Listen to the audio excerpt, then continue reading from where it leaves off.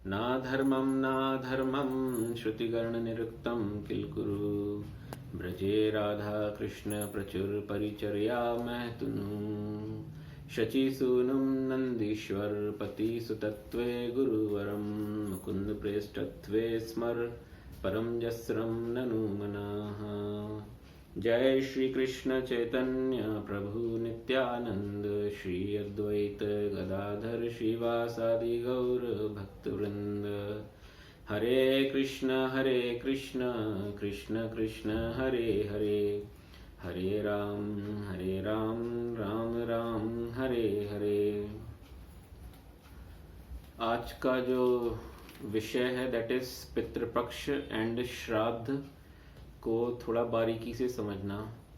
On high level हम सभी बचपन से पितृपक्ष और श्राद्ध प्रतिवर्ष जो है उसमें यथोचित योगदान देते हैं, बट पितृपक्ष और श्राद्ध क्या होते हैं उसको समझना कि ये पितृपक्ष का मतलब क्या होता है, पितृलोक क्या होता है, श्राद्ध का मतलब क्या होता है और पितृलोक में कौन जाते हैं, क्या हमें हमेशा ये पितृपक्ष का पालन श्राद्ध का पालन करना होता है या फिर हमें बस शुरू में ही किसी के हमारे फोरफादर्स के पेरेंट्स के जाने के बाद करना होता है। और ये जो श्राद्ध में हम जो करते हैं दान वगैरह, इसका क्या सिग्निफिकेंस है and how exactly it benefits our ancestors and forefathers, और टेक्निकली इसका प्रोसेस क्या है, राइट। तो ये सारी चीजें हम समझेंगे। तो पितृपक्ष की जो शुरुआत होती है वो होती है पूर्णिमा के बाद, जो प्रथमा तिथि आती है अश्विन मंथ की। हमारे हिंदी मंथ्स की अगर हम बात करें तो अश्विन मंथ जो होता है, जो भाद्र मंथ के बाद आता है अश्विन। तो अश्विन मंथ की प्रथमा के बाद, प्रथमा पूर्णिमा के बाद जो तिथि होती है प्रथमा, उससे लेके अमावस्या तक अश्विन की, सो विच मेक्स 15 डेज, राइट। तो इस बार कब शुरू हुआ था? 2 सितंबर से और 17 सितंबर तक है। तो आज हमारी what is the date today? आज 6 तारीख, right. So we still have 11 more days left और इसका इम्पोर्टेंस बहुत ज़्यादा है और इसलिए that's why there are still 11 days left. So I thought कि we should talk about it and whatever we know we can share, right। तो अगर हम लोकों की बात करें तो पितृलोक एक लोक होता है, बट पितृलोक के अलावा कुल 13 लोक होते हैं, राइट। तो जैसे हम हैं पृथ्वी लोक में हम रहते हैं, राइट, पृथ्वी लोक में हम रहते हैं, तो उससे बोलते हैं 7 लोक जो है हमारे पृथ्वी लोक के नीचे हैं और 6 लोक हमारे पृथ्वी लोक के ऊपर हैं। तो 7 लोक कौन से हैं? तल, वितल, सुतल, तलातल, महातल, रसातल और पाताल, पाताल लोक। और 6 ऊपर लोक हैं। कौन से हैं? जल लोक, पितृलोक, स्वर्गलोक, महरलोक, तपलोक और ब्रह्मलोक। तो ये जो 14 लोक हैं, इनमें जो भी जीवात्मा जन्म लेता है उसका एक दिन मृत्यु जो है वो निश्चित है, राइट। तो वो कोई से भी 14 लोक हो। इनफैक्ट सबसे जो अपर लोक है इन सब में दैट इज ब्रह्मलोक, स्वर्गलोक से भी ऊपर है। तो स्वर्गलोक हो या ब्रह्मलोक हो, तो उस सब में हर किसी की आयु जो है वो निश्चित है।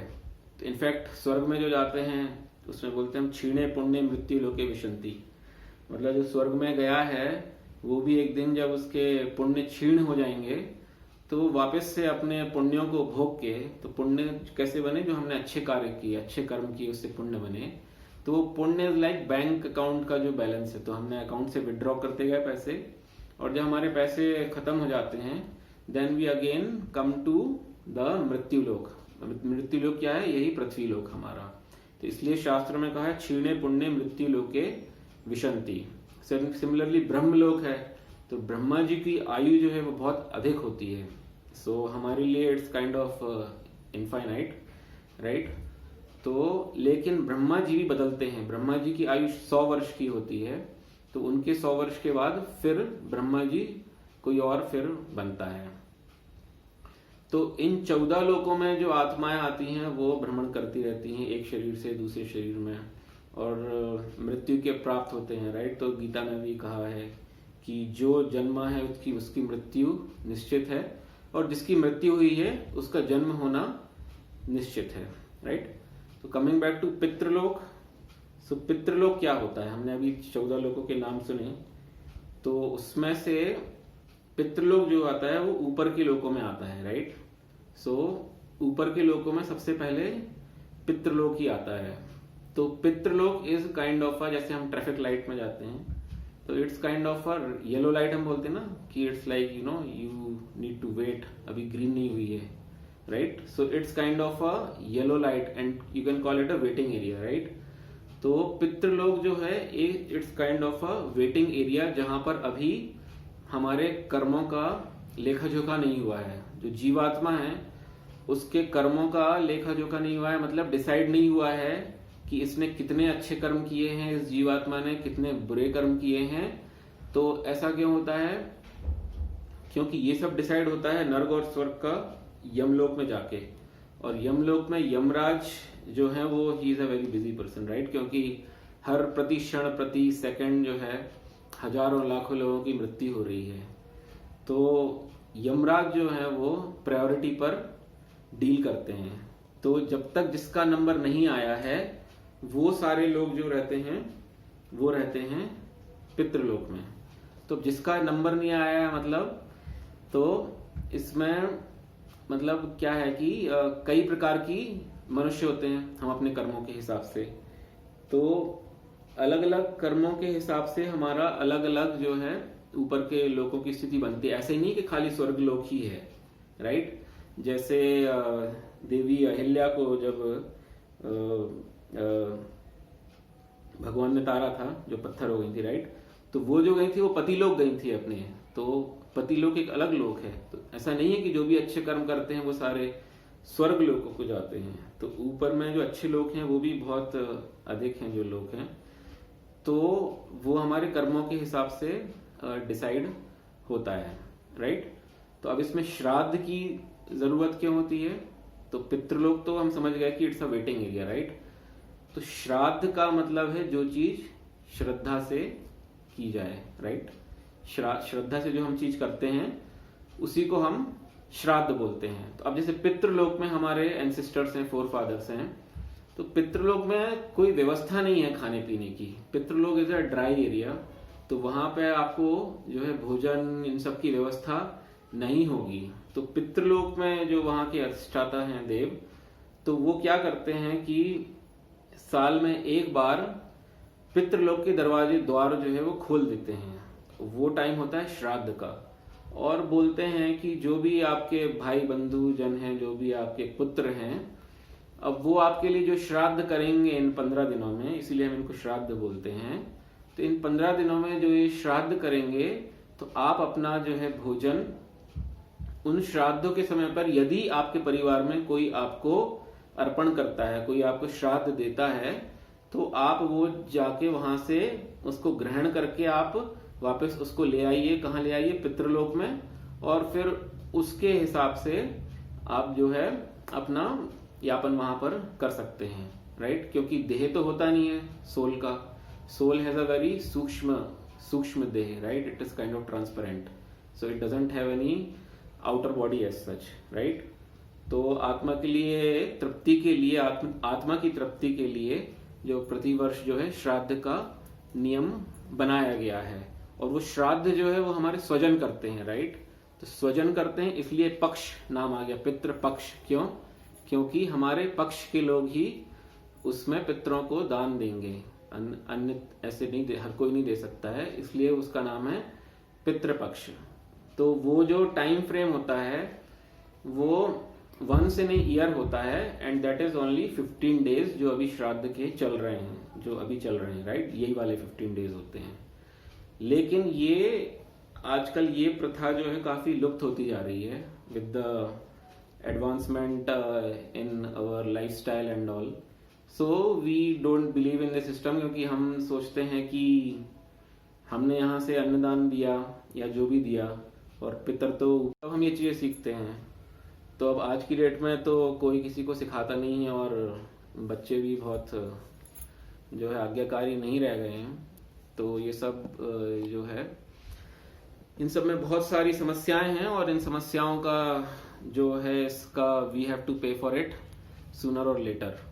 Our ancestors are paying because we are not doing shraddha for them, and we will pay जब हम शरीर छोड़ देंगे और ऊपर जाएंगे। और जब हम अपने बच्चों को ये वाला रिचुअल नहीं सिखाएंगे तो हमारा जो शरीर होगा वहाँ पे, मतलब जो आत्मा होगी, जब उसको भोजन नहीं मिलेगा, तो किसी को भोजन नहीं मिलता है तो व्यक्ति कैसे हो जाता है, वो सूख जाता है, राइट। तो जब हमारी आत्मा सूखी होगी तब हमको याद आएगा कि हमने अपने बच्चों को ये सब नहीं सिखाया है, और उस समय जो है we have no other choice than to regret, right, and cry for our past deeds. जो हमने कर्म करे हैं उसके लिए हम सिर्फ पश्चाताप कर सकते हैं, प्रायश्चित भी नहीं कर सकते हैं, है ना। तो आजकल ये जो जितने भी आलसी लोग हैं तो उनको आप बोलेंगे श्राद्ध करने के लिए तो वो नहीं करेंगे। तो जीते जी ऐसे लोग, ना तो माता पिता की जीते जी उन्होंने जो है कोई बात मानी, और मरने के बाद जो कुछ करने का मौका मिलता है तो वो उसका भी लाभ उठाना, अवसर का लाभ उठाने में उनको आलस आता है। आलस आता है ना, क्योंकि ये सब प्रोसेस फॉलो करना, ये सब रिचुअल फॉलो करना, इट टेक्स एफर्ट, राइट। तो इसमें कुछ कुछ एफर्ट लगता है। भोजन बनाना है, ठाकुर जी को भोग लगाना है, भोग लगा के फिर पितरों को अर्पण करना है। तो कभी गाय को खिलाना है, कभी श्वान को खिलाना है, कभी कौवे को खिलाना है।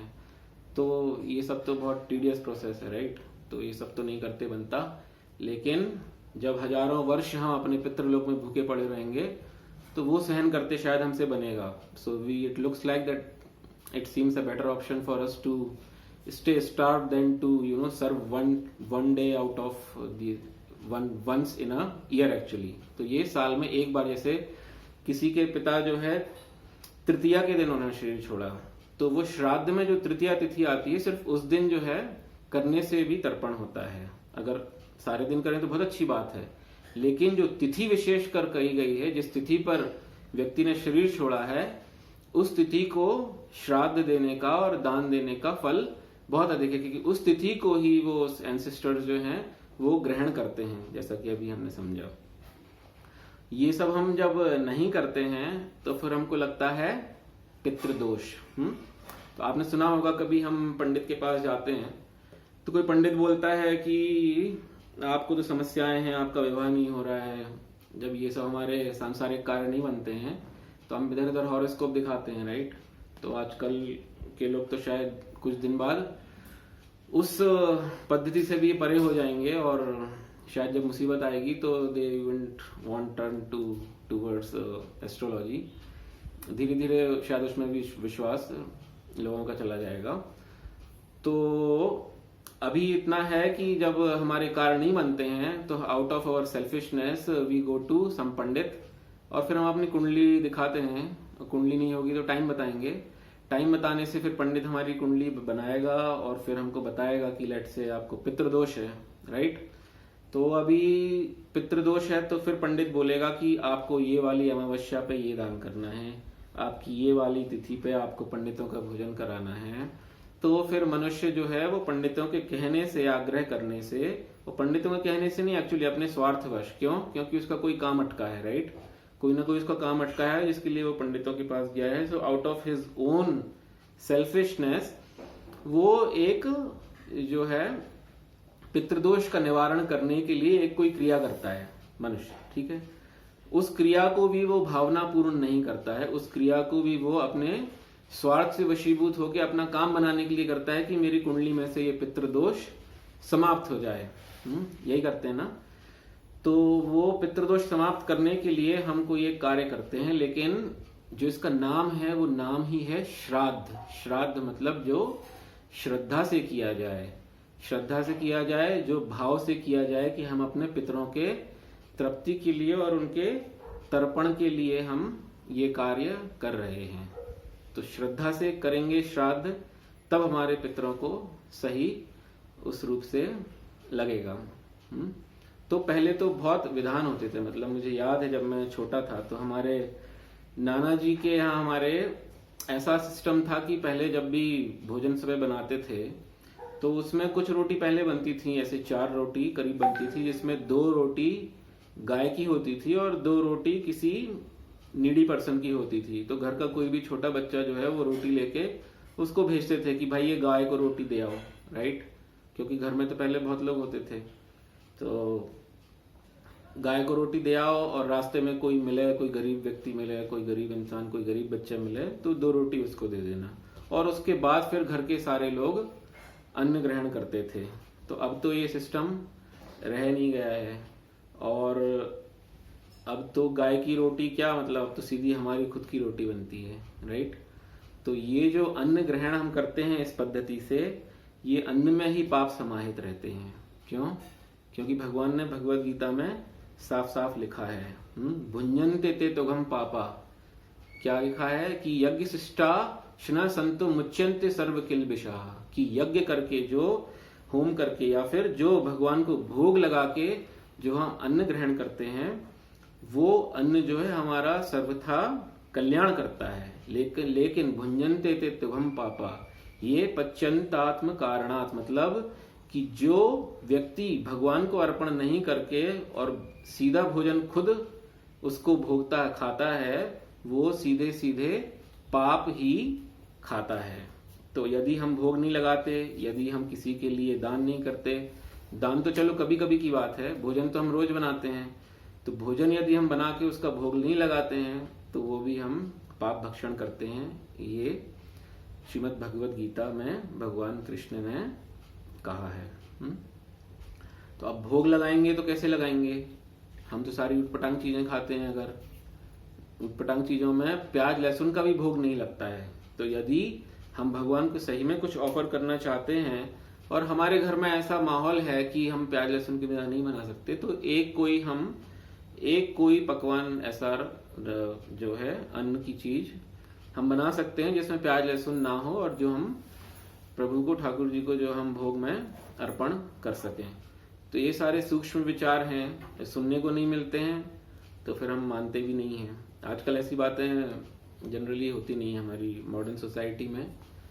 भगवान को भोग लगाना है भोजन का, ये सब तो पता नहीं है। जब बनाएंगे तब ना, जब मेड बनाएगी भोजन तो हम भोग कैसे लगाएंगे? तो बड़ी सारी समस्याएं हैं। तो गृहिणियां पहले, आजकल तो गृहिणी भी कितनी बची है, मतलब ये भी नहीं पता ना। तो गृहिणी जो है घर चलाती है, राइट, और जो है भगवान के भोग के लिए पहले अन्न बनाती है, और फिर ये मन में विचार होता है कि पहले प्रभु पाएंगे और फिर उसके बाद हमारे परिवार के जन पाएंगे। तो वो भगवान को भोग लगाने का भाव तो बहुत ही आजकल रेयर रह गया है। तो फिर ये भी समझना चाहिए कि हम अपने पेट में पाप ही डाल रहे हैं, राइट। तो मृत्यु जब होती है तो हमारे 3 प्रकार के प्राणी बताए गए हैं शास्त्रों में। एक होता है भक्त, दूसरा होता है पुण्यात्मा, और तीसरा होता है अधम, जो हमेशा पाप करता रहता है।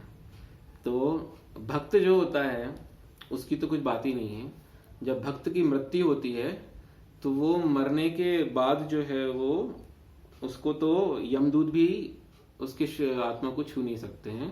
एक भक्त की जो गति है वो बड़ी ही पवित्र गति होती है। उसको लेने भी दिव्य लोकों से दिव्य दूत आते हैं अपने यथा स्थिति। अगर कोई विष्णु भगवान का भक्त है तो विष्णु दूत उसको लेने आते हैं, और वो यमलोक में नहीं आता है। लेकिन ऐसे भक्त बड़े दुर्लभ हैं। दूसरी कैटेगरी आती है पुण्यात्मा की। जो पुण्यात्मा है वो स्वर्गलोकों को जाते हैं अपने कर्मों के अनुसार।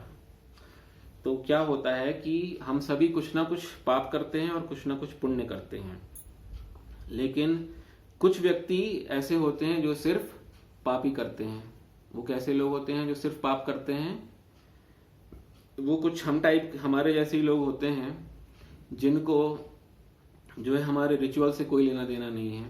जैसे कि हमने अभी एक श्राद्ध वाला रिचुअल समझा, उससे कोई लेना देना नहीं है। बोलते हैं ये तो सब आडंबर है, ये सब तो पाखंड है, कौवे को खिलाने से भी कहीं ये सब। तो हम सब समझेंगे कि कौवे को खिलाने का वृतांत क्यों है, गाय को खिलाने का क्या फल है, ये सब चीजें अभी हम आगे चल के समझेंगे कि वाई क्रो, वाई नॉट कबूतर या फिर वाई नॉट बर्ड, तो ये सब चीजें समझेंगे। तो अधम व्यक्ति जो है वो हमेशा पापों में लिप्त रहता है, और उससे जब भी भगवान की बातें करो तो वो कुछ ना कुछ एक्सक्यूज फाइंड करने लगता है, राइट। तो अरे हम तो मन से भगवान को मानते हैं, और मन से भगवान को मानना क्या होता है?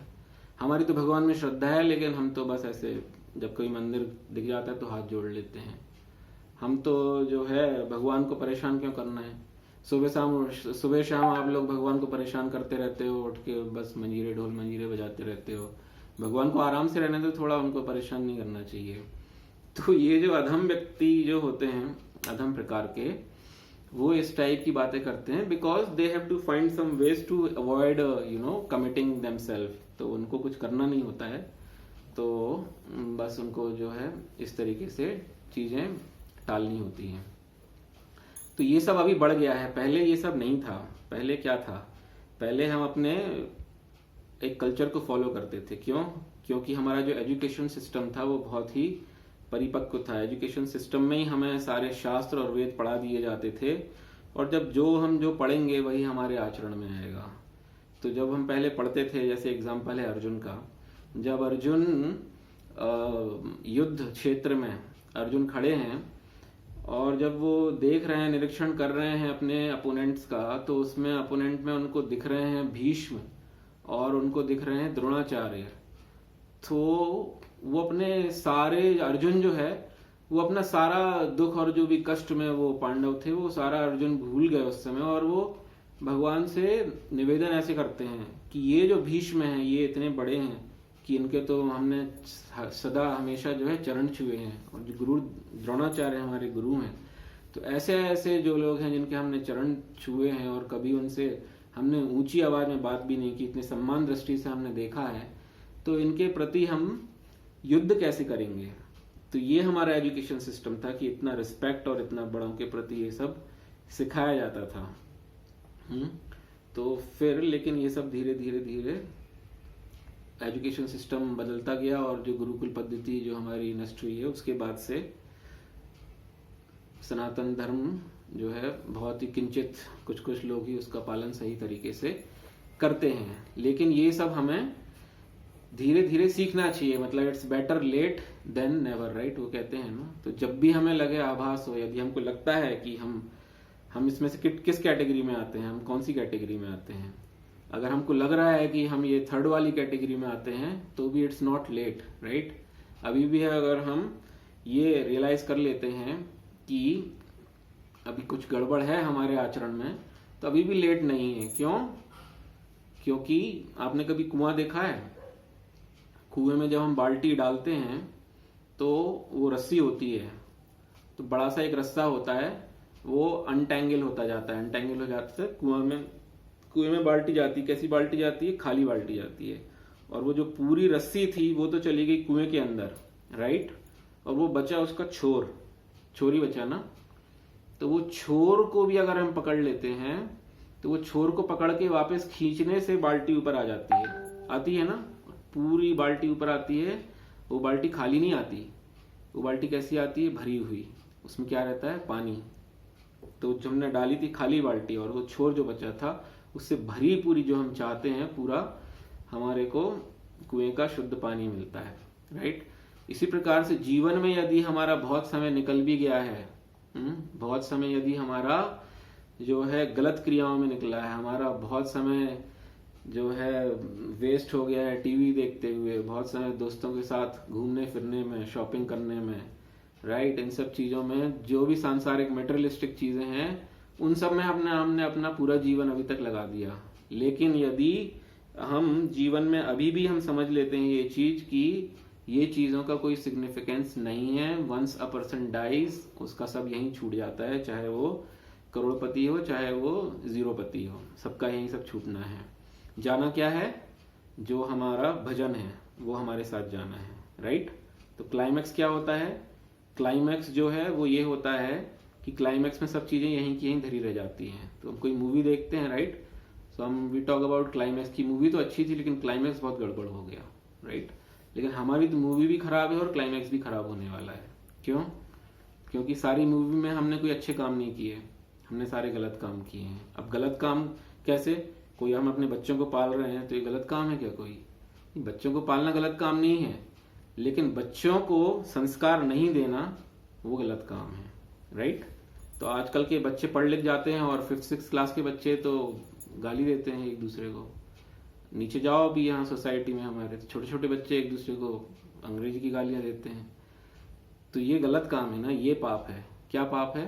अपने बच्चों को संस्कार नहीं देना। एक वृतांत आता है, एक गाय जो है अपने बछड़े को चाट रही है, इतना प्रेम कर रही है गाय कि बछड़े को चाटे जा रही है, राइट? इतना प्रेम है अपने बछड़े पे, वो इतना चाटा उसको चाटते चाटते बछड़े को खून निकल आया। तो वो गाय को समझ में नहीं आ रहा, वो फिर भी चाटे जा रही है। यही सिमिलर स्थिति हमारी है। हम अपने बच्चों को इतना लाड़ प्यार, इतना पालन, इतना पैम्पर करते हैं, राइट? जो सारी कंफर्ट, सब सुविधाएं देते हैं। तो ये हम अपने बच्चों को चाट रहे हैं, चाट के खून निकाल देंगे। उनका खून निकाल देने का मतलब क्या है? यहाँ पे उनको हम पूरे अंदर कुसंस्कार भर देंगे। अच्छे संस्कार नहीं भरेंगे तो कुसंस्कार तो दुनिया में फैले ही हैं। कुसंस्कार हमें भरने की जरूरत नहीं है। आप अपने बच्चे को एक नीचे किसी नेबर के बच्चे के साथ छोड़ दीजिए, वो बच्चा आपके बच्चे में सारे कुसंस्कार भर देगा, राइट? तो आई थिंक आप सब एग्री करेंगे, आजकल यही माहौल है सब जगह। तो अगर हम बच्चों को अपने सही जगह नहीं लगाते हैं तो बाय डिफॉल्ट वो गलत जगह ही लगेंगे। और सही जगह लगाने का फायदा बहुत है। अगर हम अपने बच्चों को श्रीमद् भगवद गीता की शिक्षाएं उनके हृदय के अंदर स्थापित कर देते हैं और कल को हम उस बालक को छोड़ देते हैं कि जाओ तुम स्वतंत्र हो, नौकरी जब उसके लिए तो जाओ, तुम्हें अब्रॉड जाना है, जहां जाना है जाओ, लेकिन उसके अंदर वो सिद्धांत अगर स्थापित है, राइट, तो वो आपका बच्चा, आपने जो सिद्धांत स्थापित किए हैं उन सिद्धांतों को जीवन भर अपने साथ लेके चलेगा। ये आपके संस्कार देने का ये बेनिफिट है, राइट? तो वो कहीं भी चला जाएगा, लेकिन अगर आपने सिखाया है कि दारू नहीं पीनी है, ड्रिंक नहीं करना है, तो वो नहीं करेगा, राइट? क्यों? क्योंकि उसका मेंटल इतना स्ट्रांग है, उसका जो इक्विलिब्रियम है वो इतना स्टेबल है कि वो किसी की भी हिलाने से नहीं हिलता है। उसने गीता पढ़ी हुई है, उसने गीता समझी हुई है, राइट? तो ये सुसंस्कार होते हैं जो हम अपने बच्चों को हमें देना चाहिए। गीता की शिक्षाएं देना चाहिए, रामायण में श्री राम जी का चरित्र ये बताने चाहिए, राइट? तो जब हम ये सब चीजें नहीं बताएंगे तो ये बछड़ा, जैसे गाय बछड़े को चाट के खून निकालती है, सिमिलरली हम भी अपने बच्चे के साथ वही कर रहे हैं। तो coming back to our topic, हम कहाँ थे? अधम, राइट? हाँ। सो मैं बता रहा था कि अगर अभी भी हमको लग रहा है लेट हो गया, तो इट्स लाइक वो कुएं की रस्सी जो है कुएं में चली गई है और जो छोर बचा है हमारा, तो अभी भी अगर हम रियलाइज कर लेते हैं कि we are on not the right path, right, और हम अपने कर्म जो है वो हम अपने थोड़े से संस्कार में कर्म अगर कर लेते हैं, क्योंकि हमारा जो जीवन था वो तो निकल ही गया, एटलीस्ट हम अपने बच्चों को संस्कार देते हैं सनातन धर्म की परंपराओं के हिसाब से, तो that will help a lot, right? हमारे लिए भी, और हमारे लिए कैसे कि हम कल हमारा कोई श्राद्ध करने के लिए होगा, राइट? जैसे हो सकता है हमारे पितर भटक रहे हों, राइट, तो एटलीस्ट हम नहीं भटकेंगे। और हम कथा भी आज इसलिए कर रहे हैं कि अगर किसी की कोई कमी है पितरों का तर्पण करने में, तो हम सारा विधि समझ के इट्स नॉट टू लेट, तो still we can rectify our mistakes. So what happens at the time of death, क्योंकि डेथ के वहीं से सारी परिभाषाएं डिफाइन होती हैं कि मृत्यु के बाद क्या होता है, और फिर पितरों का तर्पण नहीं करते हैं तो क्या होता है, और मृत्यु की जो है वो जो यात्रा जो है वो कैसी है। तो मृत्यु के समय जो है ऐसा बोलते हैं कि बहुत सारे ऐसे 100 बिच्छू काट रहे हो, इतना पेन होता है, इतना ज्यादा अधिक पेन होता है मृत्यु के समय। क्यों होता है पेन? और वो पेन हर किसी को नहीं होता है, वो पेन उनको होता है जिन्होंने कभी भजन नहीं किया, जिन्होंने कभी सत्संग नहीं किया, उनको पता ही नहीं है कि आत्मा क्या है, उनको ये नहीं पता कि शरीर क्या है। वो समझते शरीर ही आत्मा, शरीर ही सब कुछ है। तो जब यमदूत आते हैं और आत्मा को शरीर में से निकालते हैं तो उसकी शरीर में इतनी आसक्ति है, उसको पता ही नहीं है शरीर छूटना है कभी, तो वो आत्मा जो है वो तड़पड़ा जाती है। वो बोलती है नहीं ये मेरा शरीर है, मुझे कहाँ लेके जा रहे हो, मुझे इसमें से नहीं निकाल सकता, कोई नहीं निकाल सकता, मैं तो इसी शरीर में, मैं ही शरीर हूँ, राइट? द सोल, सोल जो है वही शरीर है, यही तो थिंकिंग है। अगर तो वो जब खींचते हैं यमदूत तो बड़ा पेन होता है, राइट? तो वो पेन को ऐसे शास्त्र में बताया है कि जैसे बहुत सारे बिच्छू इकट्ठे होके पूरे ऊपर से नीचे हमारे शरीर का छेदन कर रहे हो, इस तरीके का पेन हमें होता है। लेकिन जो व्यक्ति भजन करता है, जो व्यक्ति समझता है कि ये शरीर अलग है और आत्मा अलग है, तो वो जब यमदूत लेने आता है और वो मृत्यु के लिए तैयार रहता है, राइट। इसलिए वाइज मैन क्या बोलते हैं कि everyone is preparing for the life, but a wise man prepares for the death. जो बुद्धिमान व्यक्ति है वो मृत्यु की तैयारी करता है, और जो अधम व्यक्ति है वो जीने की तैयारी करता है। जीने की तैयारी तो यही है, भोग भोगना। मृत्यु की तैयारी क्या है? ये जो हम कर रहे हैं, सत्संग करना, जो भी आप लोग कर रहे हैं, सब कथा सुन रहे हैं, कथा श्रवण करके अपने आचरण में लाना, अपने विचारों को परिपक्व बनाना शास्त्रोचित तरीके से, ये है मृत्यु की तैयारी जो हम सबको करनी चाहिए, राइट। तो फिर उसके बाद क्या होता है, जो यमदूत आते हैं उसका सारा लेखा जोखा पढ़ना शुरू करते हैं। उनके पास पूरा रिकॉर्ड होता है, तो वो पढ़ना लिखना शुरू करते हैं कि डे 1 से आपने कौन से अच्छे काम किए और कौन से बुरे काम किए। और जो धम व्यक्ति होता है ना, उसमें अच्छे काम, सत्संग, भजन, दूसरों की भलाई, है ना, दूसरों के कष्टों का निवारण करना, दान करना, राइट, किसी के दुख को दूर करना, इस टाइप की चीजें कम होती हैं, क्योंकि जो इस टाइप के अधम लोग होते हैं ना, वो सेल्फिश भी होते हैं। They think of themselves only, right. तो जो है वो सारा लेखा जोखा पढ़ते हैं यमदूत, और उसको याद दिलाते हैं कि तुमने ये अच्छे काम किए और तुमने ये बुरे काम किए। इसलिए फिर व्यक्ति को मरते समय रोना आता है, राइट। और फिर जब खींचते हैं शरीर में से आत्मा को, तो वो आत्मा जो है वो 9 द्वार में से किन्हीं एक द्वार में से निकलती है। तो 9 द्वार हमारे 7 ऊपर के अच्छे द्वार बताए गए हैं, और नीचे के द्वार जो है वो अधोगति वाले द्वार बताए गए हैं। तो यदि ऊपर के द्वारों से आत्मा निकलती है, आंख में से, कान में से, 2 आंखें, 2 कान हैं, 2 नॉस्ट्रिल हैं, 1 मुंह है, इनमें से कहीं से आत्मा निकलती है। और 10वां द्वार है ये ब्रह्मरंध्र हमारा, राइट। तो इनमें से कहीं से अगर आत्मा निकलती है उच्च द्वारों में से, तो वो अच्छा माना जाता है। और नीचे वाले द्वारों में से आत्मा निकलती है तो वो अधोगति को प्राप्त होती है, राइट।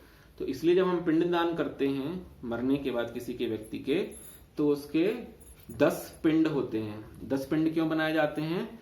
10 द्वार के 10 पिंड बनाए जाते हैं, राइट। 9 द्वार तो हमारे हो गए ये, और किसी को क्लियर नहीं तो पूछ सकते हैं 9 द्वार कौन से हैं, मैं बता सकता हूँ।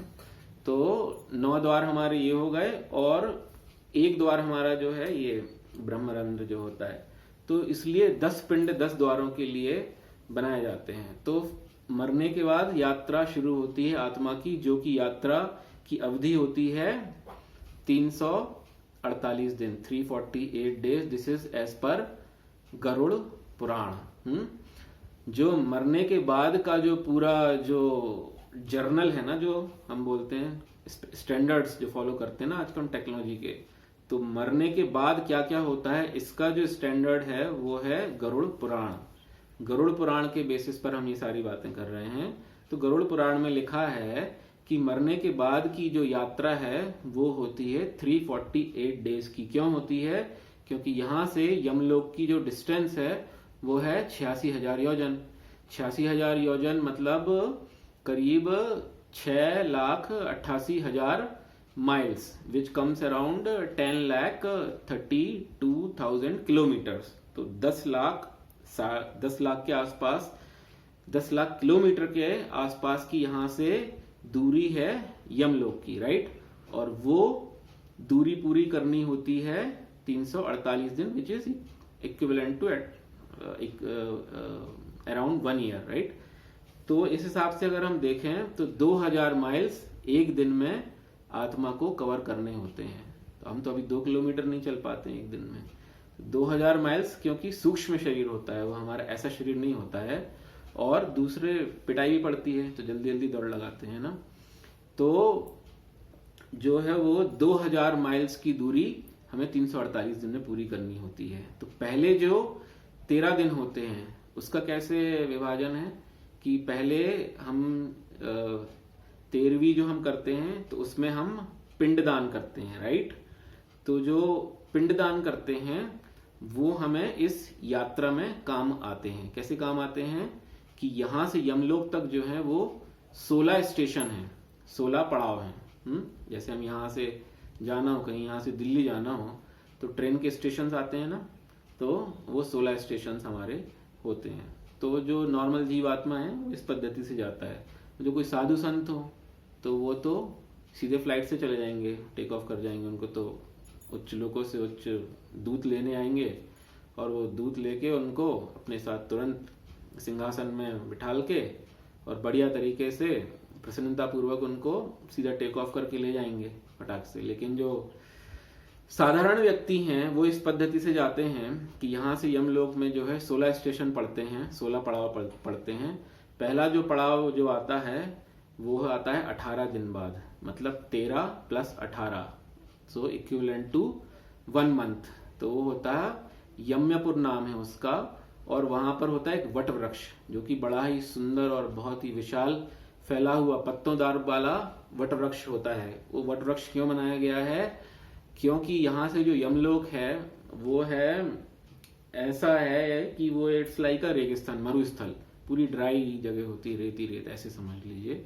और वहां पर इतनी गर्मी होती है जैसे 10 सूर्य एक साथ अपनी ताप दे रहे हों। 50-50 डिग्री का टेम्परेचर 10 सूर्यों का, ऐसे जैसे होता है ना, अभी गर्मी में 50 डिग्री तक पहुंचने लगा है अभी तो वैसे 10 सूर्य जो है 50 डिग्री का ताप दे रहे हों। इस प्रकार की गर्मी पूरे रास्ते में होती है। तो जो अच्छे पुण्य कर्म करते हैं उनको 1 महीने बाद जो वट वृक्ष जो है उसकी छाया में बिठाल के आराम कराया जाता है। इसीलिए जो 1 महीने बाद फिर पिंडदान होता है सनातन धर्म में। अब हमारे यहाँ तो सभी के यहाँ किसी ने के यहाँ कोई ना कोई गुजर गया है, तो आप लोग को तो आइडिया होगा कि जैसे पिंडदान करते हैं तो सब रीति रिवाज से करते हैं। तो पंडित लोग बोलते हैं कि ये जो 13 दिन का है, फिर ये 1 महीने का है, फिर 2 महीने का या 3 महीने का, फिर 6 महीने का, फिर 1 साल का। तो 1 साल तक क्रिया क्यों चलती है ये? क्यों? क्योंकि 1 साल तक वो जो आत्मा जो है वो ट्रैवल कर रही है, राइट? तो ट्रैवल कर रही है तो हम यहाँ से सपोर्ट भेजते हैं। वो जो सूक्ष्म शरीर से जो आत्मा ट्रैवल कर रही है उसको कंफर्ट रहे आत्मा को, क्योंकि यहाँ से दूरी हम लोग की बहुत अधिक है।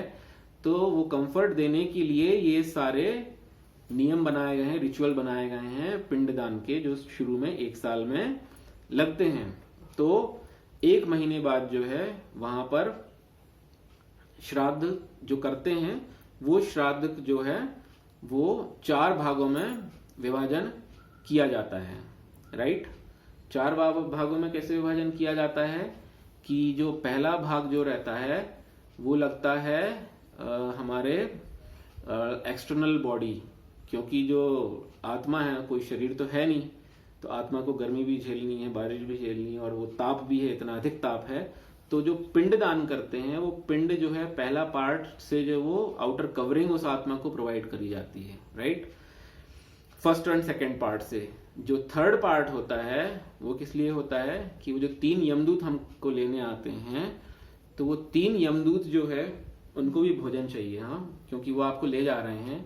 तो ऐसा है कि जो आपको लेने आया है उसकी भोजन की व्यवस्था भी आपको ही करनी है, राइट? जैसे आप कहीं जा रहे हैं अपनी गाड़ी से, और गाड़ी आपने किसी टैक्सी को हायर किया है या कुछ किया है, तो जो टैक्सी ड्राइवर है उसकी रिस्पॉन्सिबिलिटी भी आपकी है। और यहाँ पर जो यमदूत हैं वो टैक्सी ड्राइवर नहीं है, they are in a very powerful form, right? वो आपको पूरा मतलब खींच खींच के ले जाते हैं। तो वो क्या होता है कि जब आपको आप जो है 3रे या 4थे मंथ में, या जो भी श्राद्ध के जो टाइम पीरियड बताए गए हैं, जब उसमें आप श्राद्ध नहीं करते हैं, पिंडदान नहीं करते हैं, तो ना तो आपको अन्न मिला, ना तो आपकी आत्मा को तृप्ति हुई, राइट? और जो यमदूत हैं उनको भी नहीं मिला, क्योंकि उनको भी इसी पार्ट में से मिलना था। तो जब यमदूत को भी उस पार्ट में से नहीं मिला तो उनको आता है क्रोध। तो उनको आता है क्रोध कि रे पापी आत्मा, तूने जब शरीर धरा तो अपने बच्चों को ये भी नहीं सिखाया कि तर्पण कैसे करा जाता है, तेरा श्राद्ध कैसे किया जाता है, तेरा जो है उद्धार कैसे किया जाता है, अपने बच्चों को नहीं सिखाया ना ये। तो अब लोग खाओ कोड़े। क्यों? क्योंकि एक तो तुमने नहीं सिखाया, और वो नहीं सिखाने की वजह से हमें भी भूखा रहना पड़ रहा है, राइट? तो इट्स लाइक उनका जो आहार है वो 1 साल तक उनको वो भी नहीं मिलेगा यमदूतों को, तो उनको गुस्सा आएगा, तो वो और पिटाई करेंगे। सो इट्स लाइक दैट, ठीक है? तो इसलिए ये चीजें ट्रांसपायर करना, ये चीजें हमारे बच्चों में ये चीजें सिखाना ये बहुत जरूरी है। और हम अपने पेरेंट्स के लिए ऐसा करें या हमको आगे चल के करना पड़ जाए, तो ये अंडरस्टैंडिंग हमारे अंदर ये डेवलप करना चाहिए। ये नहीं मानना चाहिए कि ये तो ऐसी है। क्यों? क्योंकि ये जो पूरा सिस्टम है ये भगवान द्वारा लेड डाउन है, राइट। ये भगवान ने पूरा सिस्टम बनाया है, तो भगवान का सिस्टम जो है वो फेल नहीं हो सकता है। तो जैसे हम यहाँ से जाते हैं दिल्ली, तो ट्रेन से जाते हैं, तो ट्रेन का पूरा सिस्टम किसने बनाया? रेलवे मिनिस्ट्री ने, राइट। तो जब रेलवे मिनिस्ट्री का सिस्टम जब सॉलिड हो सकता है, तो फिर भगवान के सिस्टम तो मतलब इट्स परफेक्ट, राइट। हमारे इंसानों की चीजें इम्परफेक्ट होती हैं, भगवान की चीजें कभी इम्परफेक्ट नहीं होती हैं। तो भगवान का परफेक्शन यही है कि उनने बोला है कि आत्मा को 1 साल लगेगा ऊपर तक पहुंचने में। 1 साल के बीच में जो जो श्राद्ध और पिंडदान के जो नियम बनाए गए हैं, जिस जिस मंत्र में जो जो बताया गया है, उसको हम कृपया श्रद्धा पूर्वक करें, ताकि हमारे जो पूर्वज जो है अपनी यात्रा सुखद पूर्वक कर सकें, राइट।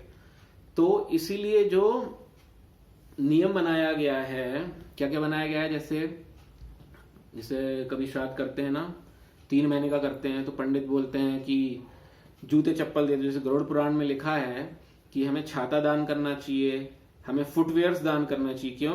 क्योंकि इतनी लंबी यात्रा है और वो रेतीले मरुस्थल स्थान पे गर्म रेती पे चलना पड़ेगा बिना फुटवेयर्स के, वो बहुत तकलीफ होगी ना। तो इसलिए बोलते हैं कि हमें जूते चप्पल दान करने चाहिए उस टाइम पीरियड में जिस समय पिंड श्राद्ध का टाइम चल रहा है। मतलब जो 1 साल का टाइम पीरियड है किसी के गुजर शरीर त्याग करने के बाद का जो 1 साल का टाइम पीरियड है, उस टाइम की बात कर रहा हूं मैं अभी। तो उस टाइम में हमें छाता दान करना चाहिए पंडितों को। अब ये नहीं सोचना चाहिए कि तो हमने पंडित को दिया तो उधर कैसे पहुंचेगा। यही प्रोसेस तो भगवान ने लेट डाउन किया है। हम पंडितों को देंगे तो भगवान अपने प्रोसेस के हिसाब से उसका जो छाया है उस जीवात्मा तक पहुंचाएंगे। ये प्रोसेस पूरा फुल्ली भगवान की रिस्पॉन्सिबिलिटी है। हमें जितना करना है वो सिर्फ इतना ही करना है। तो छाता दान करना चाहिए, जूते चप्पल दान करना चाहिए, राइट। और फिर आगे जब बढ़ते हैं तो चौथे मंथ की क्रिया होती है। 4 महीने के बाद में फिर 6 मंथ में एक बहुत ही खतरनाक पड़ाव आता है, उसको बोलते हैं विचित्र नगर।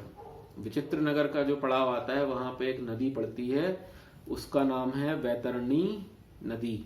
हम सबने शायद वैतरणी नदी का नाम सुना होगा।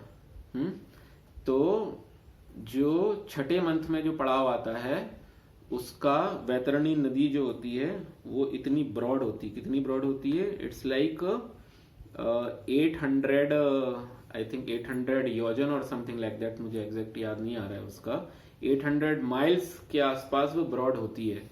और वो नदी पानी की नहीं होती है, it's made up of all bad things like blood, हड्डी और ये सब चीजों की वो गंदी सी नदी होती है, राइट। तो उस नदी को जो है उस आत्मा को पार करना होता है, वो यमदूत उसको पार कराते हैं उस जीवात्मा को।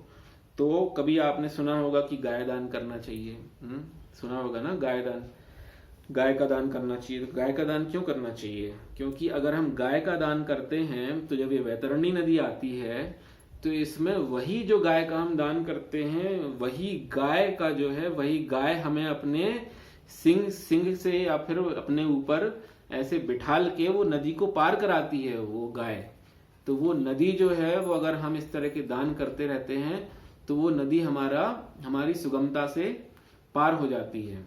तो यदि कोई हमारा परिजन चला जाता है या जाने वाला हो तो उसके हाथ से गाय का दान करा दें, या चला गया हो तो श्राद्ध के समय में उसके नाम से गाय दान करा दें। तो अगर हम ये करते हैं तो वैतरणी नदी में वही गौदान हमारे पितरों के, पूर्वजों के काम आता है। तो 6 महीने हो गया। फिर 6 महीने के बाद फाइनल स्टॉप जो आता है वो आता है यमलोक का दरवाजा।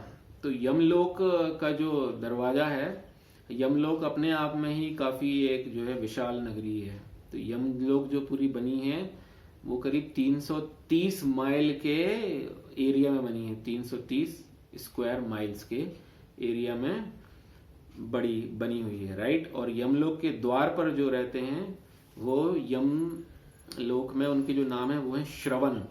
तो वो श्रवण क्या काम करते हैं? वो श्रवण को सब पता होता है कि आपने पूरे लाइफ जो है किस किस के बारे में क्या क्या कहा है। कभी संतों की निंदा करी है किसी की, कभी किसी देवी देवताओं की निंदा करी है, भगवान की निंदा करी है। तो ये श्रवण आप जो भी आप बोलते हैं ना, जैसे हम सोचते हैं कि कोई नहीं सुन रहा है, कुछ भी बोल लो, कुछ भी उटपटांग बोल लो, नहीं, ये श्रवण सब सुनते रहते हैं, चाहे आप भले ही विस्पर कर दो, धीरे से फुसफुसाहट कर दो। तो ये श्रवण जो है ये सब सुनते रहते हैं कि आप क्या क्या उच्चारण अपने मुंह से, कौन कौन से गंदे शब्द निकाल रहे हैं, किस किस का अपमान कर रहे हैं।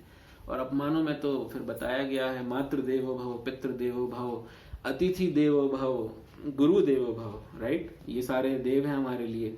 तो इनमें से हम किसी का भी अपमान करते हैं तो श्रवण बहुत अच्छे से सुन लेते हैं। और जब बहुत अच्छे से सुन लेते हैं तो वो यमलोक में जब ये एंट्री होती है ना, तो वहीं से शुरू कर देते हैं। यमराज को पूरा लेखा जोखा अंदर तक पहुंचाते हैं ये, कि ये इस टाइप की आत्मा है, ये दुरात्मा है, ये अधम आत्मा है, ये पुण्य आत्मा है, ये ऐसी आत्मा है। और यमराज के पास जब पहुंचते हैं तो यमराज का जो इतना विकराल शरीर होता है, तो यमराज का जो शरीर ही बोलते हैं इतना बड़ा है कि मतलब 30-40 माइल, इतना तो बोलते। शरीर ऊंचा है, मेघों, काले मेघ के समान, और लाल लाल नेत्र हैं उनके, आंखों से जैसे ज्वाला निकल रही हो, और बड़ा काला काला रूप है। तो अच्छे अच्छे जो गुंडे हैं तो उनको भी बोलते हैं वहां पे जाके सारे अपनी चीजें याद आ जाती हैं। तो जो है वहां जाके असली न्याय होता है। तो वहां जाके जो है ये हमारा सुप्रीम कोर्ट और इस टाइप का न्याय नहीं चलता है। यहाँ तो सब प्रूफ मांगे जाते हैं ना, और वो प्रूफ किसी ने डिस्ट्रॉय कर दिए हो तो फिर क्या होता है, गलत आदमी भी छूट जाता है। जैसे आजकल ये चल रहा है सुशांत सिंह राजपूत के केस में, प्रूफ डिस्ट्रॉय कर दिए। तो वहां कोई प्रूफ डिस्ट्रॉय नहीं करता है, क्योंकि वहां पे सारा लेखा जोखा जो है, और वहां पे जो है कोई अपोनेंट भी नहीं है कि वहां पे कोई हम अपोनेंट कोई लॉयर कर लें अपने पक्ष के लिए लड़ने के लिए। तो वहां कोई पक्ष और विपक्ष नहीं है, वहां सिर्फ एक ही पक्ष है, और वो है यमराज का पक्ष। तो यमराज जो बोलते हैं, और वो आपको उनके पास पूरी, जैसे हमारे पास हार्ड डिस्क होती है ना, तो उनके पास भी पूरा एक सॉलिड एकदम से फेल प्रूफ, फुल प्रूफ वो होता है। और वो पूरा बताते जाते हैं कि आपने ये गलत काम किए और आपने ये जो अच्छे काम किए। जो अच्छे काम किए हैं उसके लिए स्वर्गलोक की प्राप्ति होती है, और जो बुरे काम किए हैं तो उसके लिए नरक लोक की प्राप्ति होती है। और जो नरक लोक जो होते हैं वो बड़े ही विभत्स और बड़े ही डरावने होते हैं। अलग अलग क्रियाओं के अलग अलग नरक लोक होते हैं। So we don't want to get there actually. तो इसलिए श्राद्ध जो है 1 साल तक का जो श्राद्ध है वो बहुत ही ध्यान पूर्वक हमें करना चाहिए। तो अब हम समझते हैं कि ये कैसे पहुंचता है वहां पे, जो हम यहाँ से करते हैं वो कैसे पहुंचता है। तो ये भगवान का सिस्टम है। जैसे हम ईमेल यहाँ करते हैं, और कहीं भी दुनिया में कोई भी व्यक्ति हो, उस ईमेल का सिर्फ हम जो है उसका ईमेल आईडी देते हैं, right, and that email ID is delivered to the person irrespective of which part of the world he is, right.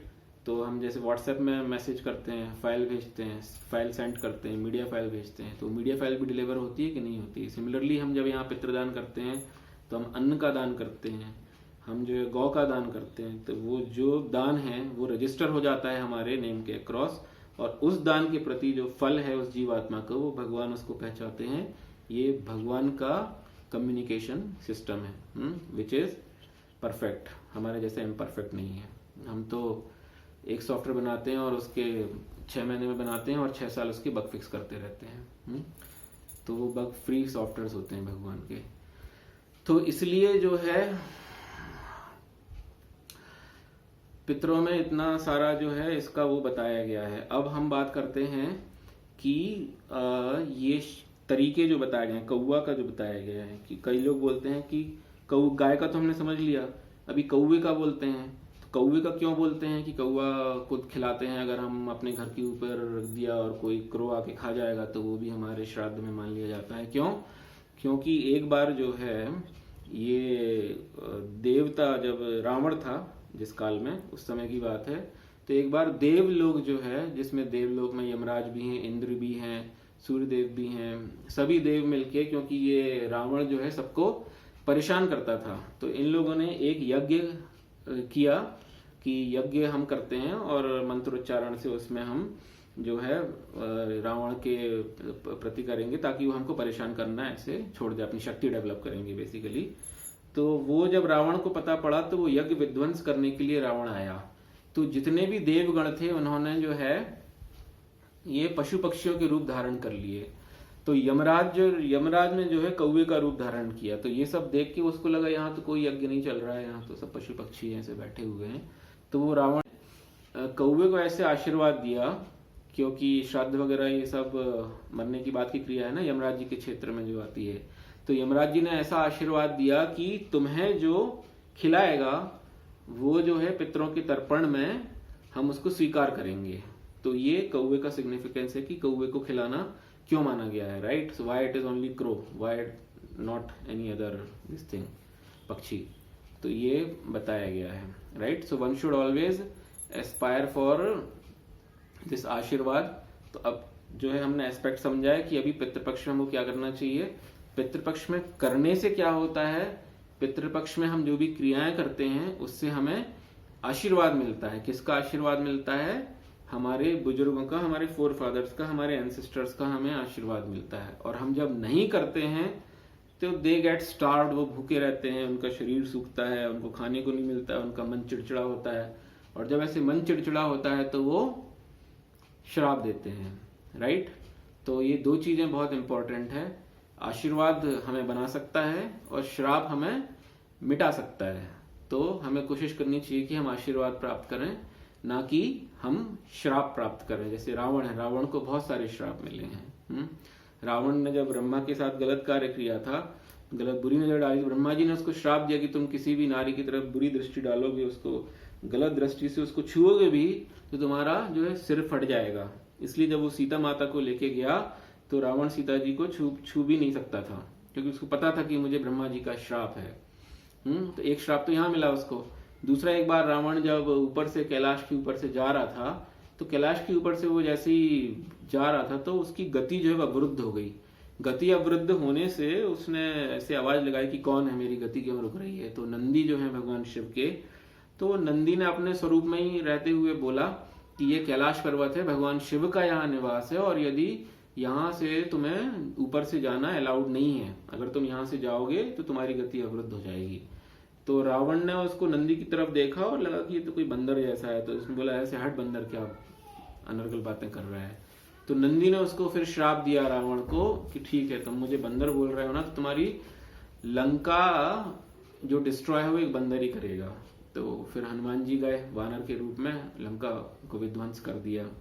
तीसरा श्राप, तीसरी बार क्या हुआ, रावण जो है कैलाश के वहां उठाने गया था। तो कैलाश उठा रहा था रावण, तो कैलाश उठा रहा था तो उसने अपना हाथ कैलाश के नीचे रखा कैलाश को उठाने के लिए, आउट ऑफ दिस अभिमान कि मैं तो इतना शक्तिशाली हूँ, कैलाश भी उठा सकता हूँ मैं। तो पार्वती जी ऐसे हिली और शिव जी के ऊपर ऐसे टकराई। तो शिव जी ने पार्वती जी ने शिव जी को पूछा कि ये कैलाश हिल क्यों रहा है। तो शिव जी तो सब जानते, शिव जी ने सिर्फ अंगूठा कैलाश पे रखा, अपने पैर का अंगूठा, और कैलाश पर्वत को नीचे दबाया। कैलाश पर्वत को नीचे दबाया तो रावण का हाथ नीचे दब गया। रावण का हाथ नीचे दब गया तो उसे लगा कि अब तो मेरा हाथ गया। तो वो बहुत डर गया, और फिर जो उसके मंत्री थे रावण के, वो मंत्रियों ने बोला कि अब शिव जी को नाराज कर दिया है, शिव जी को प्रसन्न करो, उनकी स्तुति करो, तब शिव जी प्रसन्न होंगे। तो फिर रावण ने स्तुति करी है, और वो स्तुति भी कैसी करी है, तो वो स्तुति में भी झलकता है। जब कोई तामसी प्रवृत्ति का व्यक्ति स्तुति करता है, भगवान का गुणगान करता है, और जो सात्विक प्रकृति का करता है। सात्विक प्रकृति का कौन है, जैसे रामचरितमानस में कागभूषण जी के गुरु जी थे, उत्तरकांड में कथा आती है। तो कागभूषण जी अपने पूर्व योनि में थे, तो वो एक बालक के रूप में थे, और उनको जब श्राप दे रहे थे शिव जी, उनसे क्रोधित होके कागभूषण जी को श्राप दे रहे थे, तो उनके जो कागभूषण जी के गुरु जी थे, उन्होंने बड़ी सुंदर स्तुति करी। उन्होंने कौन सी स्तुति करी, ओम नमामि शमीशान निर्वाण रूपम विभुम व्यापकम ब्रह्म वेद स्वरूपम निजम निर्गुणम निर्विकल्पम निरीहम चिदाकाशमाकाश भजे हम, ऐसे करके सुंदर सी स्तुति करी। वो ऐसे गाते हैं ना तो और भी सुंदर लगती है।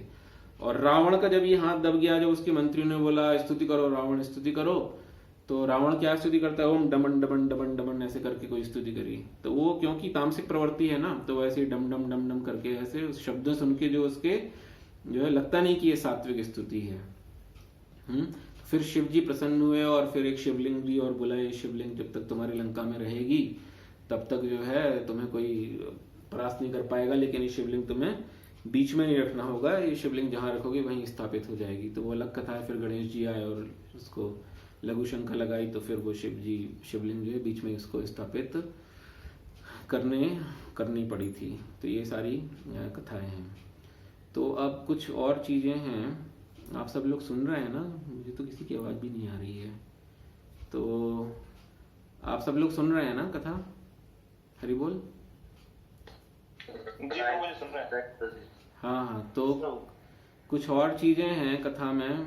अब लोग बाग पूछते हैं कि क्या स्त्रियां कर सकती हैं हमको? अब ठीक है, श्राद्ध अभी हमने समझा कि 1 साल में हमको क्या करना चाहिए जब कोई हमारे परिजन गुजर जाते हैं, लेकिन 1 साल के बाद हर साल जो है श्राद्ध आता है, राइट?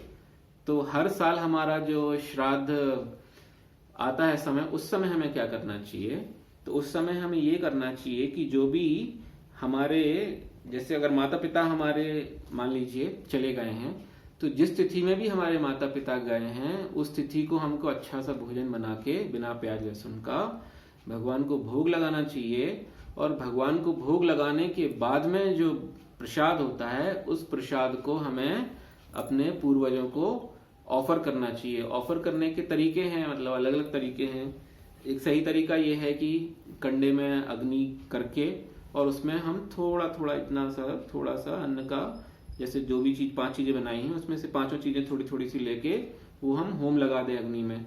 अब आजकल कंडे मिलना मुश्किल, अगर है नहीं है कंडे आसपास, तो ऐसे अपने पितरों से प्रार्थना कर लें कि ये भगवान का प्रसाद है, और भगवान का प्रसाद से अच्छी चीज कोई भी नहीं हो सकती किसी के तृप्ति के लिए। तो पहले भगवान को भोग लगाना है, ऐसे डायरेक्ट नहीं लगाना है। तो जो भी तिथि आए उस दिन भगवान को भोग लगा के और फिर पितरों को वह भोग जो है ऑफर करना है कि भगवान का प्रसाद आप पाएंगे तो आपके लिए बहुत ही अच्छा होगा। हमने बड़े प्रेम से हमने ये ऑफर किया है। ऐसे कर सकते हैं, राइट? या फिर दूसरा, देखिए 2 चीजें हैं, एक है तृप्ति और दूसरा है तर्पण। तर्पण मतलब उद्धार। भोजन या फिर दान, कोई भी दान देने से, अभी तक जितनी भी बातें हमने सुनी है, गौदान, ये दान, वो दान, इससे जो है एक थोड़ा लेवल का कंफर्ट मिल सकता है, मतलब जो भी हमने चीजें समझी हैं, राइट? लेकिन यदि आत्मा से कर्म उतने अच्छे नहीं हुए हैं कि वो अच्छे लोगों में जाएगी, हमारे परिजनों से, हमको नहीं मालूम किसके क्या कर्म है। दूसरी चीज होती है भजन का दान, राइट? हरिनाम का दान। हरिनाम में क्या, जैसे महामंत्र हरे कृष्ण कृष्ण कृष्ण हरे हरे, हरे राम राम राम हरे हरे। तो ऐसे माला जप करके और पितरों के उद्धार के लिए भगवान से प्रार्थना करके कि ये जो मैंने की इसका फल जो है पितरों के उद्धार में लगे। माला नहीं कर सकते तो श्रीमद् भगवत गीता का पाठ कर सकते हैं। हम क्या कर सकते हैं कि जितने भी, अभी कितने दिन बचे हैं, 11 दिन बचे हैं, तो हम जैसे आज से शुरू करते हैं भगवत गीता का पाठ, तो जितना भी हम पढ़ते हैं, 1 अध्याय रोज पढ़ते हैं, तो 11 दिन में 11 अध्याय होते हैं। तो अंतिम दिन जो हमारी अमावस्या आएगी पितृपक्ष की, उस दिन हम भगवान से प्रार्थना कर सकते हैं कि जो भी हमने गीता का पाठ किया है, हमारे पितरों के उद्धार में इसका फल आप स्वीकार करें। क्योंकि पितर मतलब ऐसे नहीं है कि हमारे एक जन्म के पितर हैं, कि सिर्फ हमारे पापा माता पिताजी हैं, हमारे दादा दादी भी हो सकते हैं, हमारे नाना नानी भी हो सकते हैं, हमारे दादा के भी पिताजी उनके भी हो सकते हैं। तो ये कितनी भी लंबी ट्रेल हो सकती है। तो अभी पता नहीं उनका उद्धार हुआ है कि नहीं हुआ है, कितनों का हुआ, कितनों का नहीं हुआ है। सो हमारा ऑब्लिगेशन जो है वो सिर्फ हमारे पेरेंट्स तक नहीं है। हमारा जो ऑब्लिगेशन है वो पूरी हमारी हायरार्की के लिए है, जितने भी हमारे पितर हैं, और उन पितर में से कौन अभी जो है अतृप्त है या फिर किसका उद्धार नहीं हुआ, ये हमें नहीं पता है। तो इसके लिए हम भगवत गीता का पाठ करके भी उनके निमित्त भगवान से प्रार्थना कर सकते हैं। या फिर एकादशी एक बहुत अच्छा तरीका है, और एकादशी अभी आएगी एक इंदिरा एकादशी के नाम से।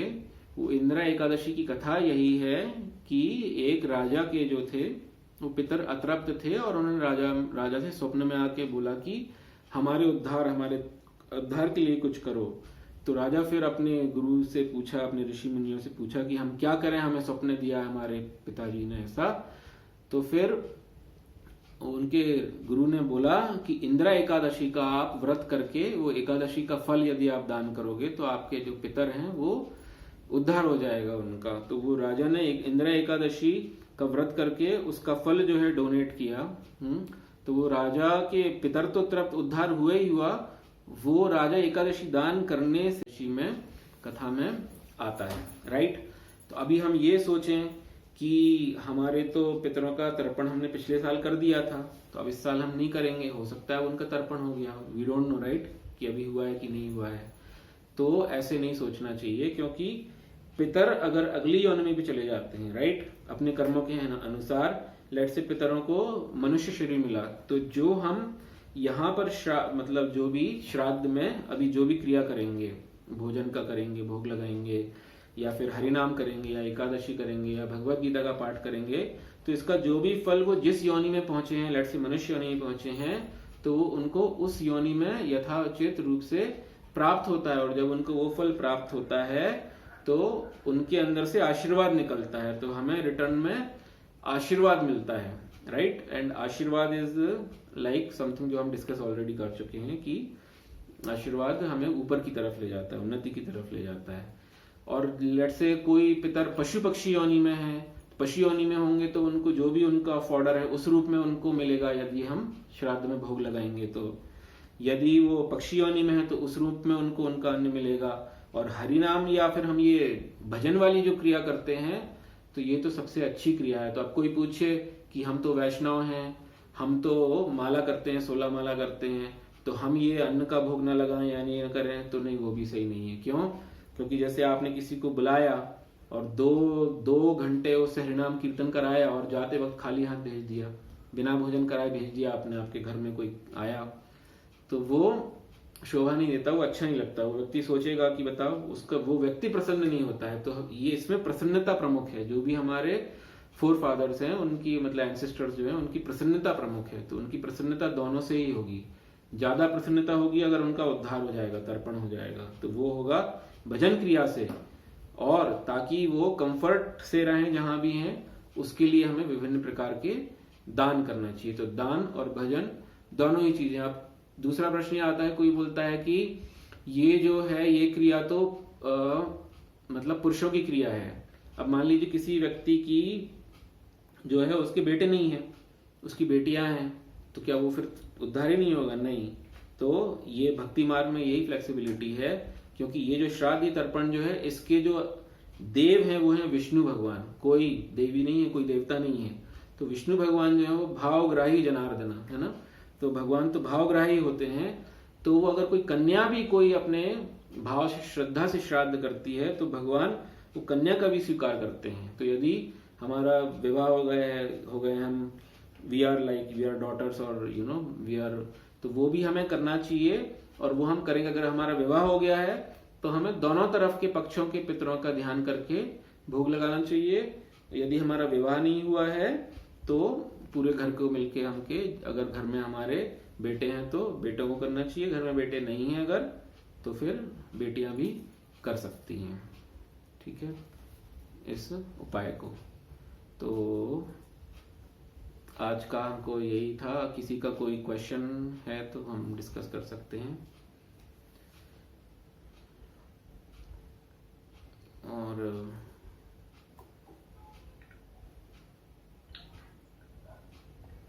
प्रभु जी हरे कृष्णा। हाँ जी प्रभु जी, हरे कृष्णा।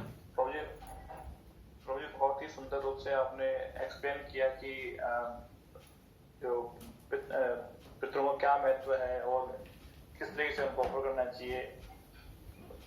तो बहुत बहुत धन्यवाद प्रभु जी आपको। जी प्रभु जी, तो अभी जैसे 11 दिन बचे हैं, तो मेरा एक्चुअली सही धन्यवाद प्रभु जी तभी होगा जब 11 दिन हम कुछ ऐसा नियम उठाएं भगवत गीता पढ़ने का या कुछ, और उसका फल हम अपने एंसेस्टर्स के लिए हम दान करें। तो ये मेरी आप सबसे रिक्वेस्ट है कि कोई भी एक क्रिया को हम पकड़ें और जो हमारे रिमेनिंग 11 डेज हैं उसमें हम उसको करें। That is my request to all of you, because we talk about doing social work and all, right. तो हमारे पितरगण जो है वही तृप्त नहीं है, और उनका ही हम अगर उनके लिए we are not able to do anything, then talking and doing social work for other people is, I think, doesn't make sense. Charity begins at home, right. तो मेरा ये सबसे निवेदन है कि सबसे पहले हम अपने एंसेस्टर्स के लिए कुछ करें, जो अभी 11 डेज बचे हैं, और प्रत्येक वर्ष हम इसको करते रहें। ये मेरा आप सबसे रिक्वेस्ट है।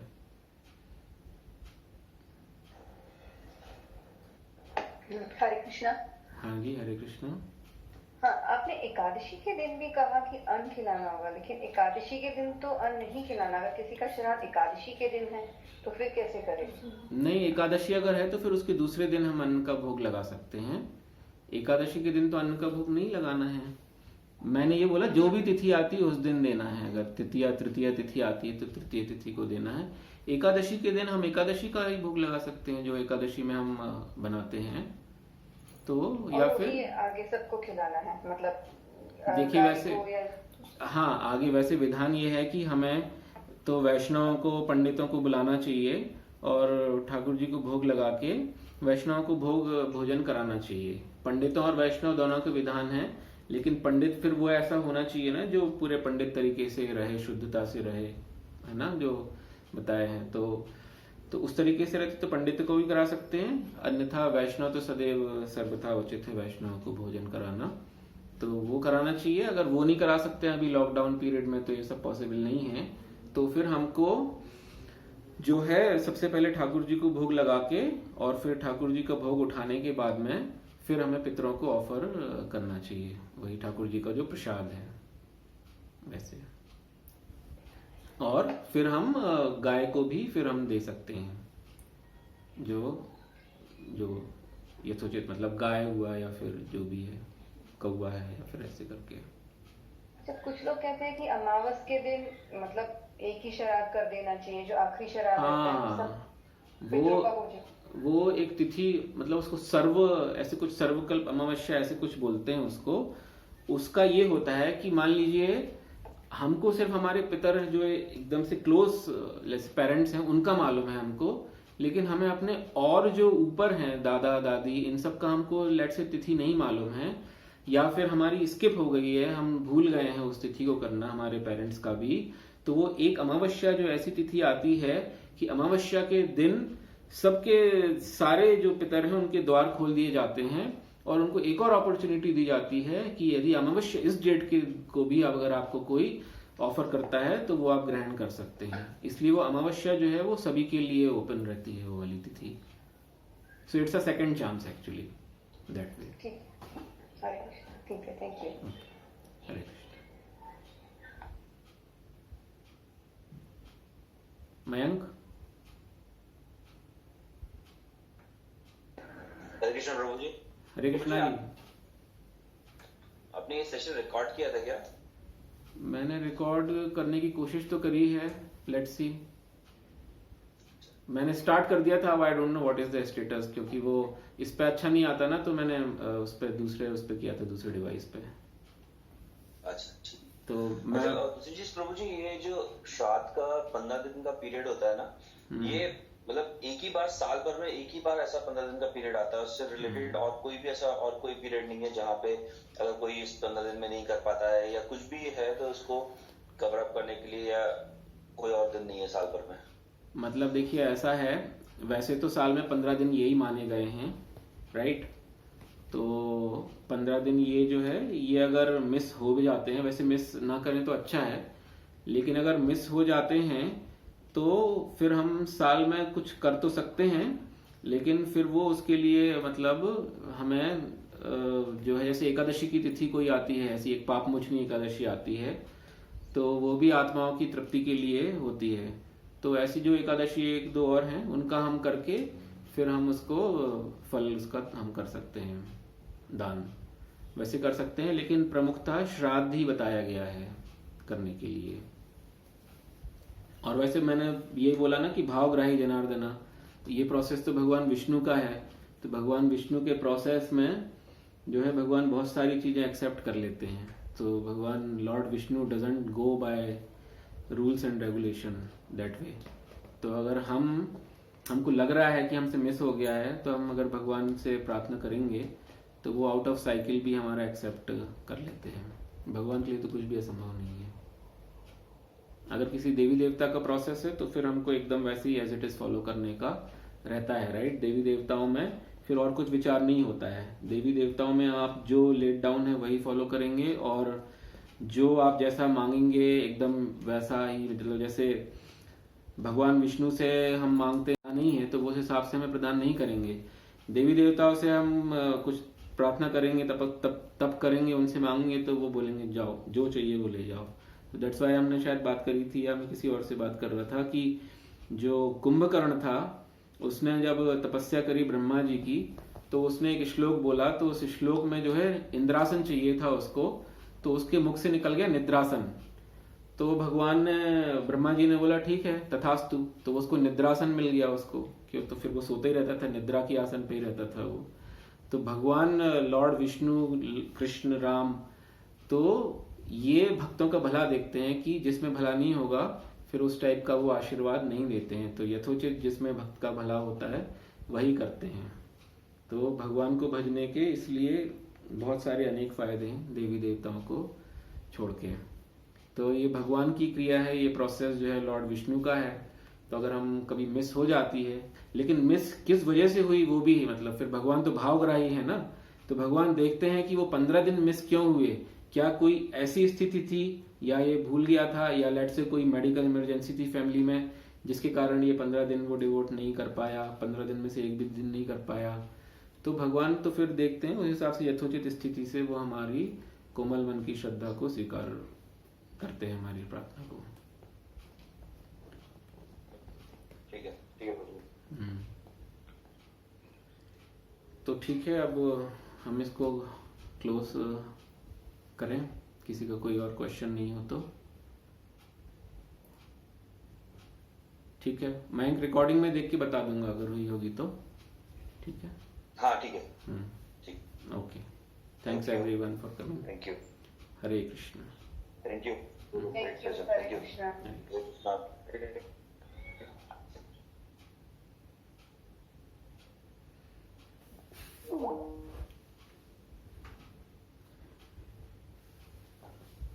हुई रिकॉर्डिंग?